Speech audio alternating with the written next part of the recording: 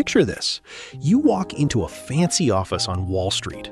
Leather chairs, 6 monitors, a guy in a suit who went to Wharton. You hire him to manage your money.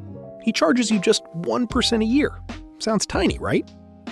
Meanwhile, your neighbor does literally nothing. He just buys one boring index fund and never touches it again. 10 years later, your neighbor who did nothing beat your Wharton guy. Not by a little, by tens of thousands of dollars. And this isn't some rare fluke story I'm cherry picking. This happens to roughly 9 out of 10 professional money managers, almost every single year for decades in a row. My name is Joey, and on this channel, I want to teach you how to save, invest, use, and grow your money so you can have more freedom and retire earlier without depending on the government. Subscribe to the channel and like this video. Here's why this trips people up. We're wired to believe complexity equals quality. If something is simple, free, and requires zero skill, our brain assumes it can't possibly be the best option. Surely the guy with the Bloomberg terminal and the economics degree beats a robot that just buys all 500 companies and does nothing else, right? Wrong. According to SPIVA, the S&P Indices versus Active scorecard, which tracks this exact matchup every single year, over a 15-year period, roughly 88 to 92% of large-cap active fund managers fail to beat the plain S&P 500 index. Not lose by a hair, underperform it. Year after year, the people getting paid 6 and 7 figures to beat the market mostly just become an expensive way to match it worse. And here's the part that should really bother you. You're not just losing the bet, you're paying for the privilege of losing it. Actively managed funds typically charge somewhere around 1% a year in fees. Index funds charge around 0.03%. Now, you might be thinking, 1% versus 0.03%, that's basically nothing, who cares? That tiny looking number is about to become the most expensive percentage point of your entire financial life. And it's actually worse than the official stats show. SPIVA's numbers don't even fully capture it because of something called survivorship bias. When an actively managed fund performs badly enough for long enough, the fund company usually just quietly closes it or merges it into a better performing fund, and it disappears from the historical record. The worst performers get erased before anyone can measure them, which means the real underperformance rate is almost certainly higher than the number we already just looked at. Let's run the actual numbers. Say you invest $100,000 and leave it alone for 30 years, earning a 10% market return before fees. In a low-cost index fund charging 0.03%, your real return is basically 9.97%, and that $100,000 grows to roughly $1,728,000. This isn't theoretical. In 2008, Warren Buffett made a public $1 million bet against an entire hedge fund firm, Protégé Partners.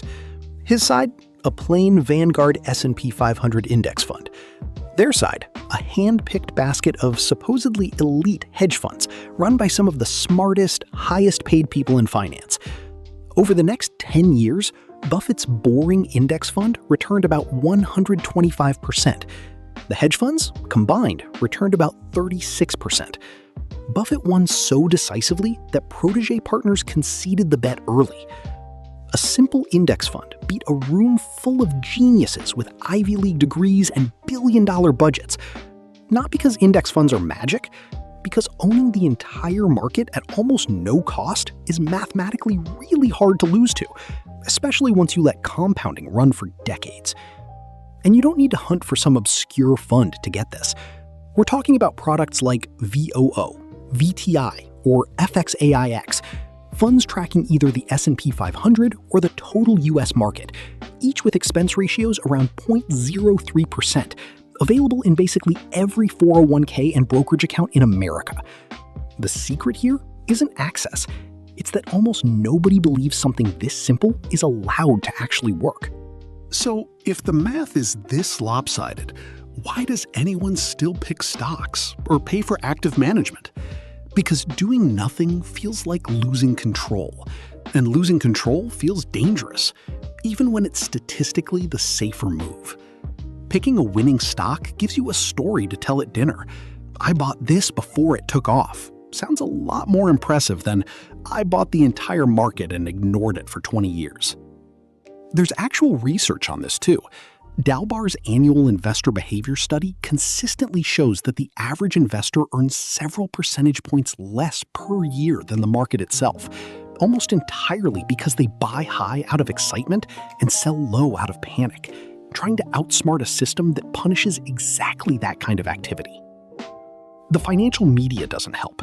Nobody makes a viral headline out of "boring index fund continues to slowly compound as expected."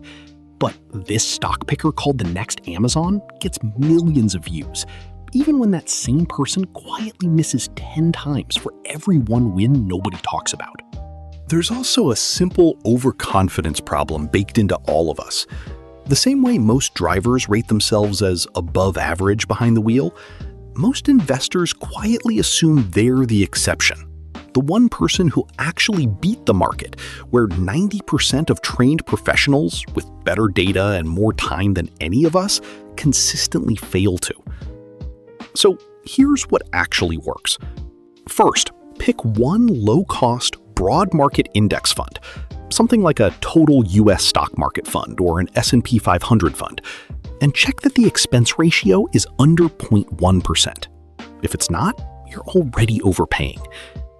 Second, automate your contributions into that one fund on a fixed schedule, regardless of what the news is saying that week. Dollar cost averaging means you buy more shares when prices are low and fewer when they're high, without ever having to predict anything. Third, if you genuinely enjoy picking individual stocks, fine, but cap it. Keep that to a small slice, maybe 5 to 10% of your total portfolio. Treat it like a hobby budget, never your retirement plan. Let the other 90+% just sit in the boring index fund, doing the actual heavy lifting. And fourth, check in once a year, not once a day. Rebalance if needed, then walk away again. The single biggest skill in investing isn't picking winners. It's resisting the urge to mess with a plan that's already working. If picking even one fund still feels overwhelming, a low-cost robo-advisor or a simple target date fund does this exact same job for you automatically. It just buys broad index funds behind the scenes and rebalances them on a schedule. There is no version of this where more effort reliably buys you a better result.